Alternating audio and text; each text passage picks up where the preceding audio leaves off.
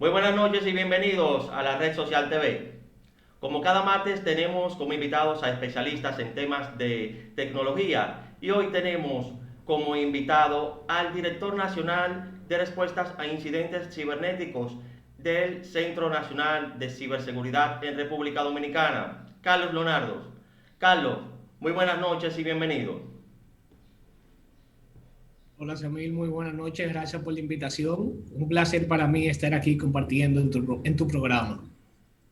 Sí, Carlos, sabe que tú eres muy bienvenido y mucho más cuando vamos a hablar de temas sobre ciberseguridad. Tú que eres un experto y una autoridad en República Dominicana sobre ese tema. Carlos, vamos a hablar inmediatamente sobre una de las preguntas que siempre me están enviando a través de las redes sociales y es sobre lo que es el análisis de riesgo de seguridad en las instituciones y las empresas. ¿De qué se trata el análisis de riesgo de seguridad, Carlos? Mira, primero aclarando, no me considero experto. Cada día en esta área aprendemos un poco más. Así es. Eh, sí, y claro, me ha tocado liderar la operación del equipo nacional de respuesta a incidentes. Para mí es un privilegio poder aportar desde este punto, desde esta silla, a que en República Dominicana podamos tener un ciberespacio más seguro, confiable y resiliente. Respondiendo a tu pregunta, el análisis de riesgo no es más que la evaluación de las amenazas que existen y que pueden impactar negativamente el negocio. El conocer cuáles son esas amenazas, cuál es la probabilidad de que esas amenazas impacten los activos de la organización y cuál es el impacto que pueden generar en ellos en caso de producirse. Muy bien, Carlos. ¿Y cuáles son las amenazas en ciberseguridad que tienen principalmente las instituciones y las empresas? ¿Cuáles son las amenazas más comunes que pueden atacar las empresas para que puedan ser expuestos sus activos? Mira, cuando hablamos de análisis de riesgo y de evaluación de amenazas, independientemente de que estemos hablando de cyber o de activos tecnológicos, no necesariamente estas amenazas van orientadas a lo que conocemos comúnmente como ataques o cualquiera de estos que tengan que ver con el mundo tecnológico. Pero sí, claro, están incluidos. Y dentro de las principales tenemos las amenazas externas, que bien se refieren a esos actores maliciosos, a los ciberdelincuentes que pueden generar algún tipo de daño reputacional o financiero a las organizaciones. Las amenazas internas, los empleados Sí. disgustados, esos empleados colaboradores que a lo interno de la organización manejan o tienen programas o software, lo que llamamos como shadow IT o a espaldas del departamento de tecnología, que también pueden representar amenazas, robo de información, que también ocurre a lo interno.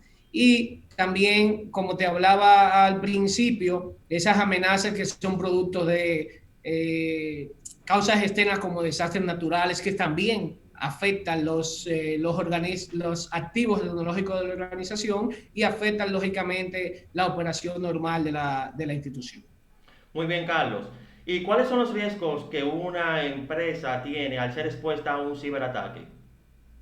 Bueno, definitivamente, como hemos visto ya, empresa internacional y local, los principales son las pérdidas económicas, financieras, robo de información, lógicamente también el daño reputacional, independientemente de que una amenaza pueda generar un impacto negativo a los activos tecnológicos de la organización, también pueden generar un impacto reputacional.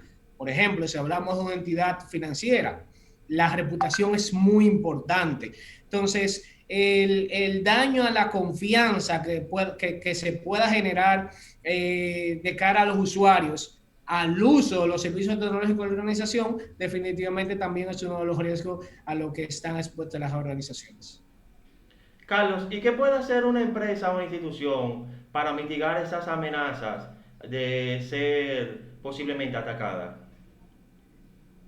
definitivamente todo, si detallamos paso a paso cada uno de los componentes, probablemente no terminemos la lista ahora, pero todo se resume en contar con un buen plan de ciberseguridad, una estrategia de ciberseguridad, un programa de ciberseguridad a lo interno de la organización, que mire todo lo que sea desde la evaluación de riesgo, identificación de los activos, conocer cuáles son esos activos críticos o principales, esa joya de la corona, lo que representa importancia o relevancia dentro de la organización.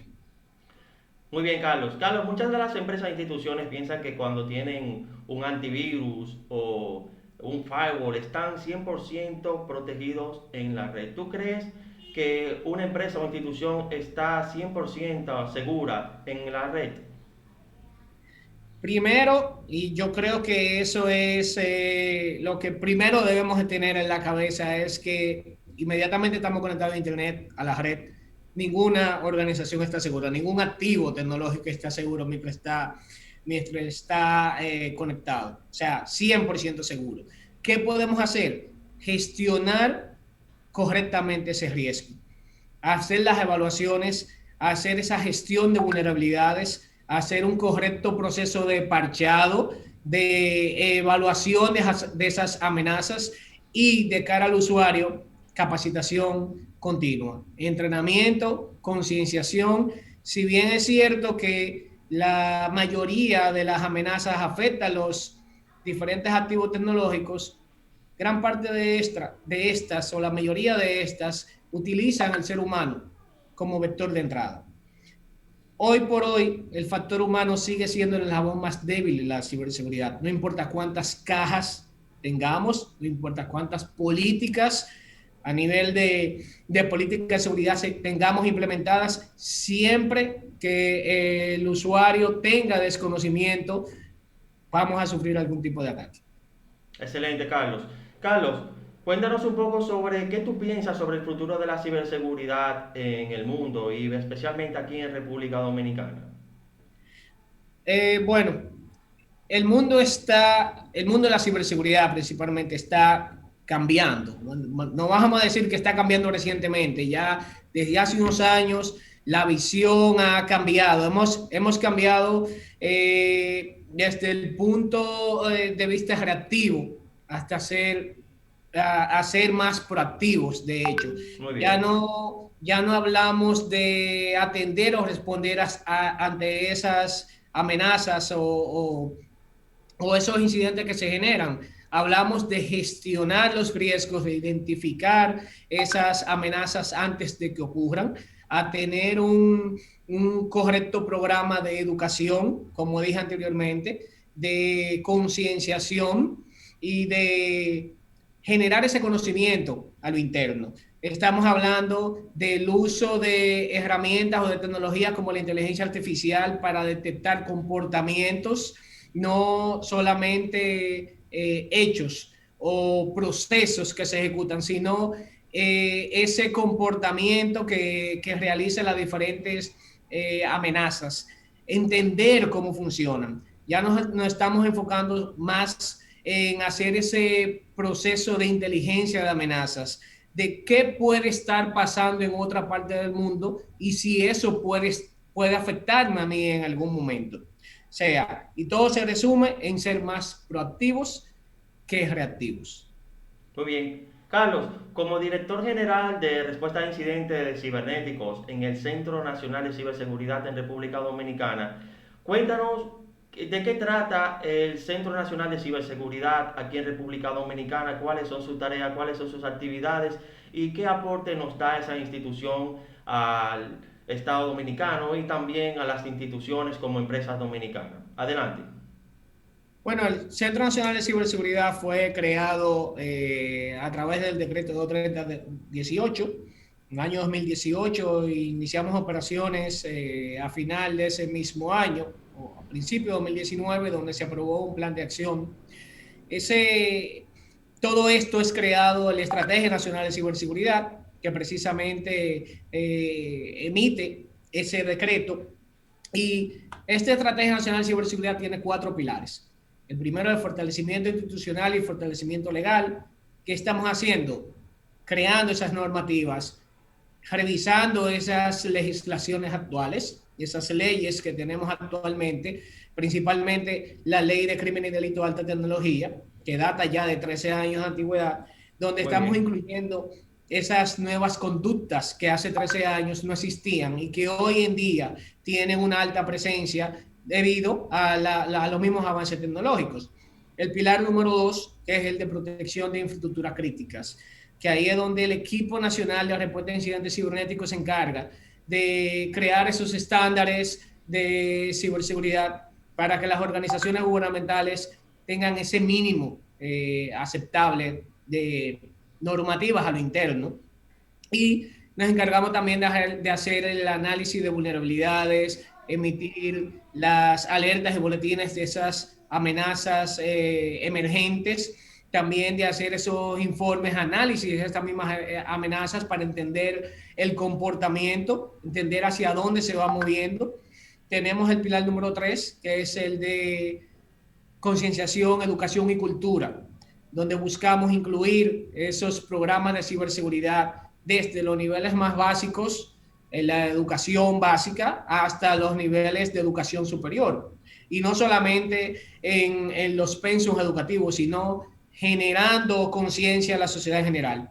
Y el pilar número 4, que es, lógicamente, como sabemos que la red, el ciberespacio, no se trata de un espacio delimitado a fronteras, debemos de contar con las relaciones y las cooperaciones internacionales, esa alianza público-privada, tanto con las empresas y los comercios locales, nacionales y gubernamentales, como también con esos vendors, con esos fabricantes y los demás organismos internacionales que forman parte de la gran comunidad de prevención y respuesta a incidentes.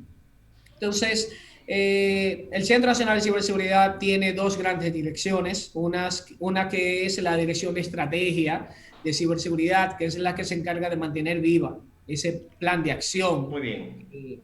que detalla la Estrategia Nacional de Ciberseguridad, y la Dirección de Respuesta a Incidentes Cibernéticos, que es la del CSIC Nacional, que es la que se encarga de realizar esos análisis de vulnerabilidades, de atender y responder a esos incidentes cibernéticos. ¿Qué puede esperar la población de nosotros en sentido general? Primero, nuestra comunidad atendida es el Estado.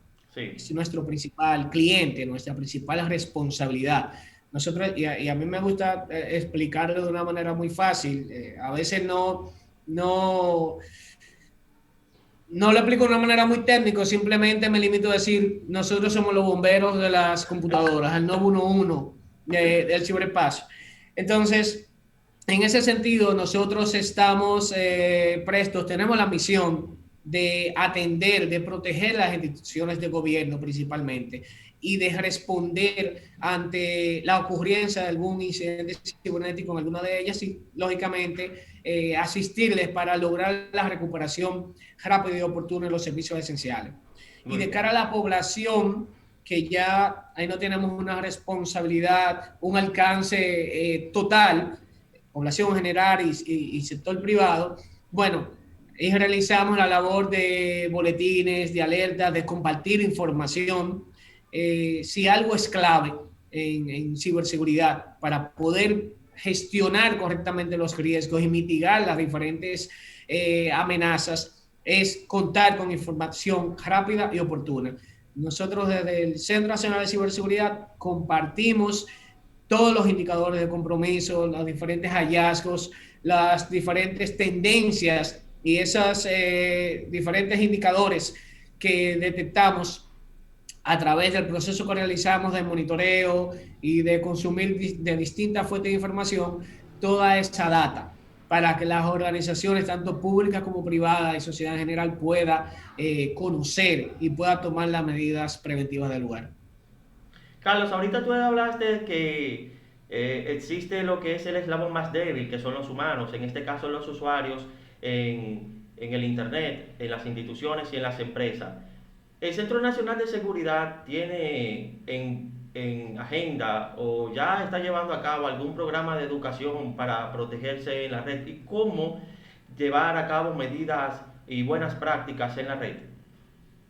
De hecho, nosotros en colaboración con algunos organismos internacionales, en este caso la Unión Europea, a través de un proyecto que se llama Science for Deaf, que se encarga precisamente de apoyar a los países en el fortalecimiento de capacidades, tanto al público técnico como también al público no técnico.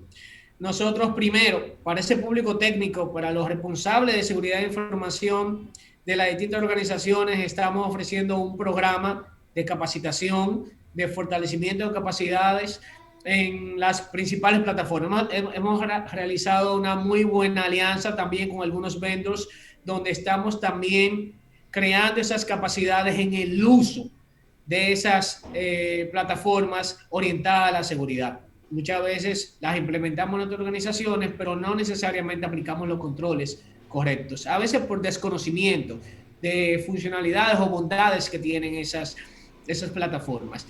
Y de cara a la ciudadanía, nosotros estamos desarrollando la Estrategia Nacional de Comunicación y Educación, en el cual estamos incluyendo, estamos promoviendo que se impartan esas clases o esos temas de ciberseguridad, de prevención, como dije anteriormente, desde la educación básica.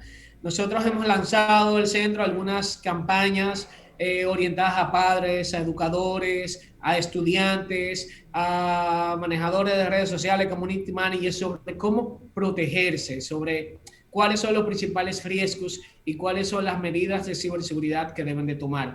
No solo para proteger un activo físico, sino también su propia información.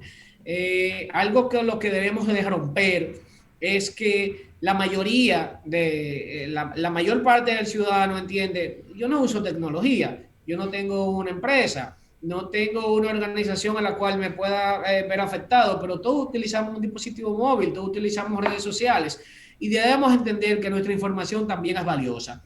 A veces he escuchado varias personas que dicen, yo no tengo nada que esconder, la información es pública, pero sí, la información personal es un activo. Así Y es. es algo que en la medida de lo posible debemos de guardar para nosotros, asegurar de que no sea utilizada para otros fines, probablemente mercadológicos. Inclusive, no necesariamente tiene que ser utilizada por un grupo delictivo, que es uno de los mayores riesgos, pero para algo tan simple como un fin mercadológico. Entonces, tenemos el derecho de mantener la conservación privada de esa información. Entonces, por eso nosotros estamos primero creando esa conciencia de que todo el mundo Muy entienda, bien. no importa que no utilice una computadora, como el simple hecho de utilizar un teléfono inteligente, utilizar una cuenta de redes sociales, que sí, tiene algo que proteger. Así es. Eso es así, Carlos. Las redes sociales representan también un activo de las personas que nos conectamos a las plataformas sociales. Y tengo una preguntita respecto a estas plataformas, Carlos. ¿Tú crees que uno de los incidentes de ciberseguridad que ocurren aquí en República Dominicana se debe al uso masivo de las redes sociales y también a su falta de conciencia de tomar medidas de seguridad para el acceso a estas plataformas sociales? Mira, yo diría a la segunda. Diría que la segunda, definitivamente, el uso de la plataforma tecnológica del ciberespacio, de esos Sí, medios digitales, algo con lo que no podemos detener. Hacia allá va el mundo. muy bien. De hecho, los mismos gobiernos promueven a que se utilicen los servicios del Estado, los Sí, servicios de gobierno a través de plataformas digitales. Evitamos filas, evitamos ese contacto presencial y todo lo que sea mucho más fácil de realizar a través de plataformas digitales hacia allá es lo que estamos promoviendo. Contra eso nadie puede. ¿Qué sí debemos hacer y a qué se debe el gran aumento? Lo que acabas de decir, al desconocimiento, a la falta de controles, a, a no tener la educación cibernética suficiente para saber qué tipo de información publicar, qué no publicar. Vemos muchos casos donde los ciberdelincuentes utilizan información que inconscientemente los usuarios publican a veces su ubicación, a veces si tienen algún activo valioso, y es algo que los delincuentes también, los ciberdelincuentes también hacen, Sí, buscar información. La primera fase de un ataque, no importa si es un ataque de Estado a Estado, si es un ataque que tiene que ver con grupos terroristas, o si es un ciberdelincuente que simplemente está buscando hacer dinero. La primera fase en cada uno de estos es el reconocimiento, el colectar la mayor cantidad de información que yo tenga, que pueda obtener. Entonces, muchos de los principales delitos que estamos viendo que antes se cometían en el mundo físico, que hoy han pasado al mundo cibernético, como las estafas, como el que alguien publicó una villa y le deposité el dinero y al final era falsa. Probablemente todo eso sea causa en gran medida de la cantidad de información que publicamos y exponemos hacia el mundo. Carlos, muchísimas gracias por participar en esta entrevista y gracias por todas estas informaciones para que toda la audiencia pueda tomar en cuenta y ser precavido en cuanto a la seguridad en las redes sociales y en el Internet. Porque ya sabemos que proteger nuestros activos que movemos en el Internet, como por ejemplo nuestra identidad en las redes sociales, nuestros archivos en Google Drive, entre otros, deben ser protegidos y debemos de llevar a cabo buenas prácticas y siempre estar precavido y siempre proactivo. Carlos, muchísimas gracias y de verdad que espero que en otra ocasión podamos tener una entrevista con mucho más tiempo y para que tú nos expliques con más detalle técnicas, recomendaciones más profundas para que toda la audiencia pueda tomarla en cuenta. Claro que sí, siempre a la orden, un placer para mí poder estar aquí. Muy bien, Carlos, muchísimas gracias y a todos ustedes que están conectados en la red social TV. Nos vemos próximamente.